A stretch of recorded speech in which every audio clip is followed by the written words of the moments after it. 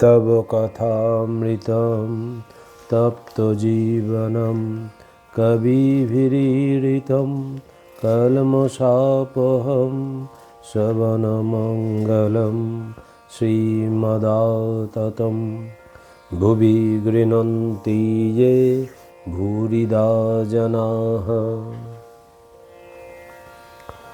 শ্রী শ্রী রামকৃষ্ণ কথামৃত চতুর্থ ভাগ দ্বাবিংশ খণ্ড পঞ্চম পরিচ্ছেদ। শ্রীরামকৃষ্ণ সহাস্যে নীলকণ্ঠের প্রতি। তিনি তোমার দ্বারা কাজ করিয়ে নিচ্ছেন। কাজ শেষ হলে তুমি আর ফিরবে না। গৃহিণী সমস্ত সংসারের কাজ সেরে সকলকে খাইয়ে দাইয়ে দাস দাসীদের পর্যন্ত খাইয়ে দাইয়ে নাইতে যায়। তখন আর ডাকাডাকি করলেও ফেরে না। নীলকণ্ঠ আমায় আশীর্বাদ করুন। শ্রীরামকৃষ্ণ কৃষ্ণের বিরহে যশোদা উন্মাদিনী শ্রীমতীর কাছে গিয়েছেন। শ্রীমতী তখন ধ্যান করছিলেন। তিনি আবিষ্ট হয়ে যশোদাকে বললেন, আমি সেই মূল প্রকৃতি আদ্যাশক্তি, তুমি আমার কাছে বর নাও। যশোদা বললেন, আর কি বর দেবে এই বলো, যেন কায়মনোবাক্যে তার চিন্তা তার সেবা করতে পারি। কর্ণেতে যেন তার নাম গুণগান শুনতে পাই, হাতে যেন তার ও তার ভক্তের সেবা করতে পারি, চক্ষে যেন তার রূপ তার ভক্ত দর্শন করতে পারি। তোমার যেকালে তার নাম করতে চক্ষু জলে ভেসে যায়, সেকালে আর তোমার ভাবনা কি? তার উপর তোমার ভালোবাসা এসেছে। অনেক জানার নাম অজ্ঞান, এক জানার নাম জ্ঞান, অর্থাৎ এক ঈশ্বর সত্য সর্বভূতে রয়েছেন। তার সঙ্গে আলাপের নাম বিজ্ঞান। তাকে লাভ করে নানাভাবে ভালোবাসার নাম বিজ্ঞান। আবার আছে, তিনি এক দুয়ের পার, বাক্য মনের অতীত, লীলা থেকে নিত্য, আবার নিত্য থেকে লীলায় আসা, এর নাম পাকা ভক্তি। তোমার ও গানটি বেশ, শ্যামাপদে আস নদীর তীরে বাস, তা হলেই হলো। তার কৃপার উপর সব নির্ভর করছে। কিন্তু তা বলে তাকে ডাকতে হবে, চুপ করে থাকলে হবে না। উকিল হাকিমকে সব বলে শেষে বলে, আমি যা বলবার বললাম, এখন হাকিমের হাত। কিয়ৎক্ষণ পরে ঠাকুর বলিতেছেন, তুমি সকালে অত গাইলে, আবার এখানে এসেছো কষ্ট করে, এখানে কিন্তু অনারারি। নীলকণ্ঠ কেন? শ্রীরামকৃষ্ণ সহাস্যে বুঝেছি, আপনি যা বলবেন। নীলকণ্ঠ অমূল্য রতন নিয়ে যাব। শ্রীরামকৃষ্ণ সে অমূল্য রতন আপনার কাছে, আবার কয় আকার দিলে কি হবে? না হলে তোমার গান অত ভালো লাগে কেন? রামপ্রসাদ সিদ্ধ, তাই তার গান ভালো লাগে।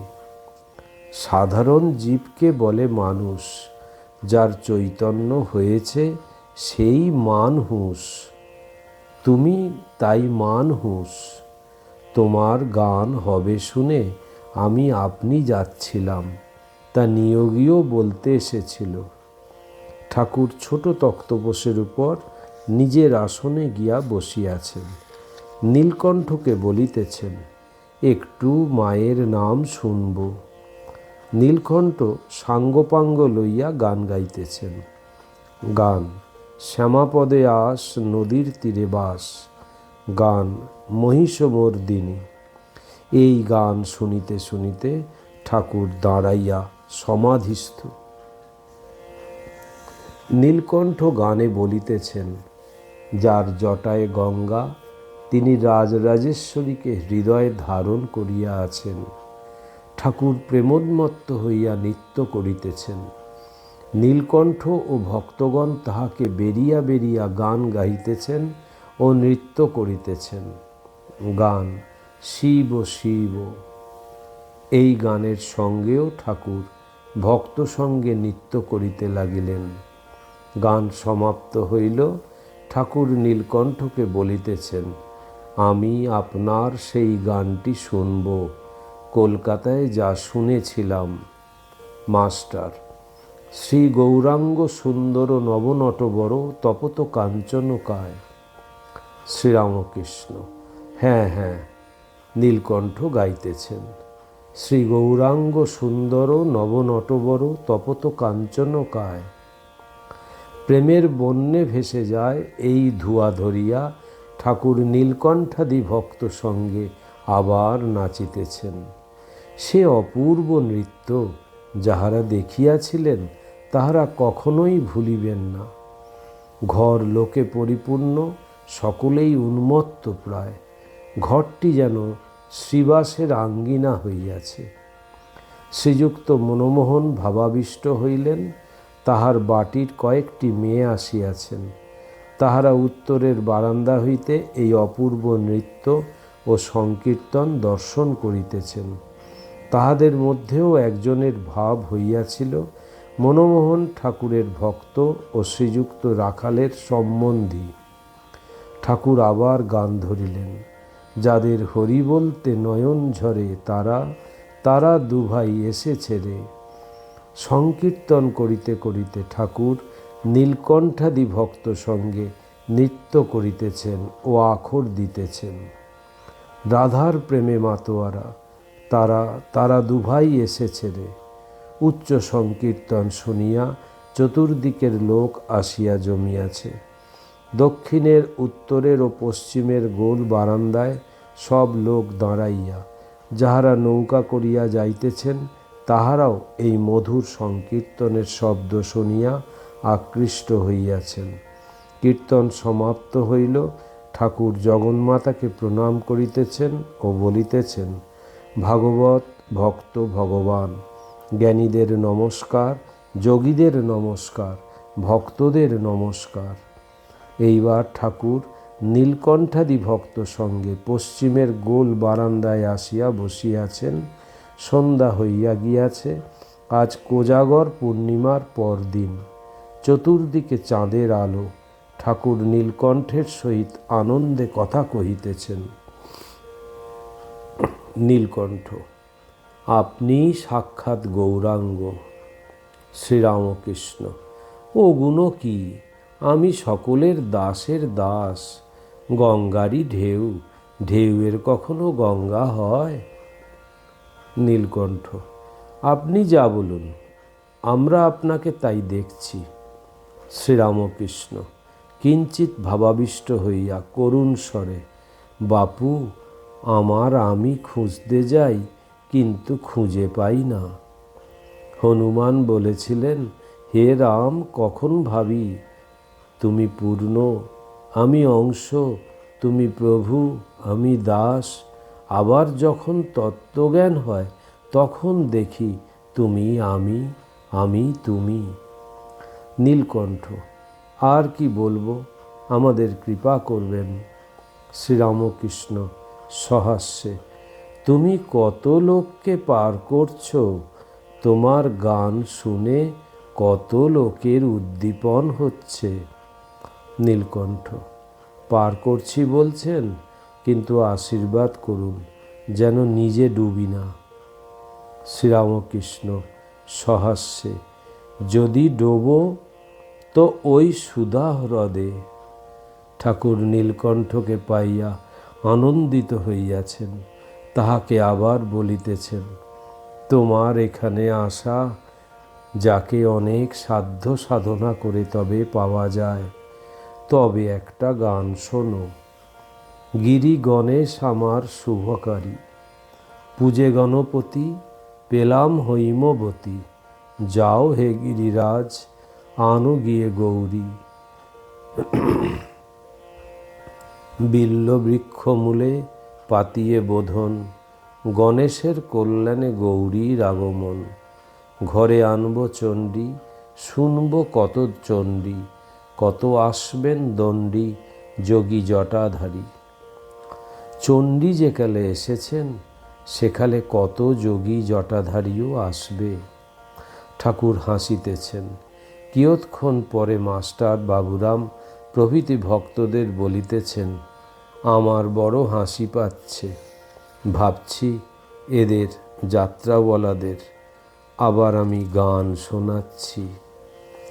নীলকণ্ঠ: আমরা যে গান গেয়ে বেড়াই তার পুরস্কার আজ হলো। শ্রীরামকৃষ্ণ সহাস্যে: কোনো জিনিস বেচলে এক খামচা ফাউ দেয়, তোমরা ওখানে গাইলে এখানে ফাউ দিলে। সকলের হাস্য। ত্রয়োবিংশ খণ্ড। শ্রী শ্রী রথযাত্রা বলরাম মন্দিরে, প্রথম পরিচ্ছেদ। পূর্ণ ছোট নরেন গোপালের মা। শ্রীরামকৃষ্ণ বলরামের বাড়ির বৈঠকখানায় ভক্ত সঙ্গে বসিয়া আছেন। আষাঢ় শুক্ল প্রতিপদ, সোমবার, 13ই জুলাই 1885, বেলা 9টা। কল্ল শ্রী শ্রী রথযাত্রা। রথে বলরাম ঠাকুরকে নিমন্ত্রণ করিয়া আনিয়াছেন। বাড়িতে শ্রী শ্রী জগন্নাথ বিগ্রহের নিত্য সেবা হয়। একখানি ছোট রথও আছে। রথের দিন রথ বাইরের বারান্দায় টানা হইবে। ঠাকুর মাস্টারের সহিত কথা কহিতেছেন। কাছে নারায়ণ, তেজচন্দ্র, বলরাম ও অন্যান্য অনেক ভক্তেরা। পূর্ণ সম্বন্ধে কথা হইতেছে। পূর্ণের বয়স 15 হইবে। ঠাকুর তাহাকে দেখিবার জন্য ব্যাকুল হইয়াছেন। শ্রীরামকৃষ্ণ মাস্টারের প্রতি: আচ্ছা, সে পূর্ণ কোন পথ দিয়ে এসে দেখা করবে? দ্বিজকে ও পূর্ণকে তুমি মিলিয়ে দিও। এক সত্তার আর এক বয়সের লোক, আমি মিলিয়ে দিই। এর মানে আছে, দুজনেরই উন্নতি হয়। পূর্ণের কেমন অনুরাগ দেখেছ? মাস্টার: আজ্ঞা হ্যাঁ। আমি ট্রামে করে যাচ্ছি, ছাদ থেকে আমাকে দেখে রাস্তার দিকে দৌড়ে এলো, আর ব্যাকুল হয়ে সেইখান থেকেই নমস্কার করলে। শ্রীরামকৃষ্ণ সাশ্রু নয়নে: আহা আহা, কি না ইনি আমার পরমার্থ লাভের জন্য সংযোগ করে দিয়েছেন। ঈশ্বরের জন্য ব্যাকুল না হলে এরূপ হয় না। এ তিনজনের পুরুষ সত্তা, নরেন্দ্র, ছোট নরেন আর পূর্ণ। ভবনাথের নয়, ওর মেদি ভাব, প্রকৃতি ভাব। পূর্ণর যে অবস্থা, এতে হয় শীঘ্র দেহনাশ হবে, ঈশ্বর লাভ হলো, আর কেন বা কিছুদিনের মধ্যে তেড়ে ফুঁড়ে বেরোবে। দৈব স্বভাব, দেবতার প্রকৃতি, এতে লোক ভয় কম থাকে। যদি গলায় মালা, গায়ে চন্দন, ধূপধুনার গন্ধ দেওয়া যায়, তাহলে সমাধি হয়ে যায়। ঠিক বোধ হয়ে যায় যে অন্তরে নারায়ণ আছেন, নারায়ণ দেহ ধারণ করে এসেছেন। আমি টের পেয়েছি। দক্ষিণেশ্বরে যখন আমার প্রথম এইরূপ অবস্থা হলো, কিছুদিন পরে একটি ভদ্রঘরের বামুনের মেয়ে এসেছিল, বড় সুলক্ষণা। যাই গলায় মালা আর ধূপধুনা দেয়া হলো, অমনি সমাধিস্থ।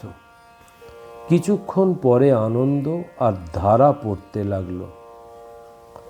আমি তখন প্রণাম করে বললুম, মা, আমার হবে? তা বললে, হ্যাঁ, তবে পূর্ণকে আরেকবার দেখা। তা দেখবার সুবিধা কই? কলা বলে বোধ হয়। কি আশ্চর্য, অংশ শুধু নয়, কলা কি চতুর, পড়াতে নাকি খুব, তবে তো ঠিক ঠাউরেছি। তপস্যার জন্যে নারায়ণ সন্তান হয়ে জন্মগ্রহণ করেন। ও দেশে যাবার রাস্তায় রঞ্জিত রায়ের দিঘি আছে।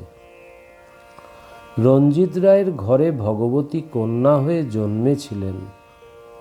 এখনো চৈত্র মাসে মেলা হয়, আমার বড় যাবার ইচ্ছা হয়, আর এখন হয় না। রঞ্জিত রায় ওখানকার জমিদার ছিল, তপস্যার জোরে তাকে কন্যারূপে পেয়েছিল। মেয়েটিকে বড়ই স্নেহ করে, সেই স্নেহের গুণে তিনি আটকে ছিলেন। বাপের কাজ ছাড়া প্রায় হতেন না। একদিন সে জমিদারির কাজ করছে, ভারী ব্যস্ত। মেয়েটি ছেলের স্বভাবে কেবল বলেছে, বাবা এটা কি ওটা কি। বাপ অনেক মিষ্টি করে বললে, মা এখন যাও, বড় কাজ পড়েছে। মেয়ে কোনো মতে যায় না। শেষে বাপ অন্যমনস্ক হয়ে বললে, তুই এখান থেকে দূর হ। মা তখন এই ছুতো করে বাড়ি থেকে চলে গেলেন। সেই সময় একজন শাঁখারি রাস্তা দিয়ে যাচ্ছিল, তাকে ডেকে শাঁখা পড়া হলো। দাম দেবার কথায় বললেন, ঘরের অমুক কুলুঙ্গিতে টাকা আছে, লবে। ওম নিরঞ্জনম নিত্যম অনন্তরূপম ভক্তানুকম্পাধীত বিগ্রহং বৈ ঈশাবতারম পরমেশমিড্রম তং রামকৃষ্ণম শিরসা নমামহম। শ্রীরামকৃষ্ণ অর্পণমস্তু।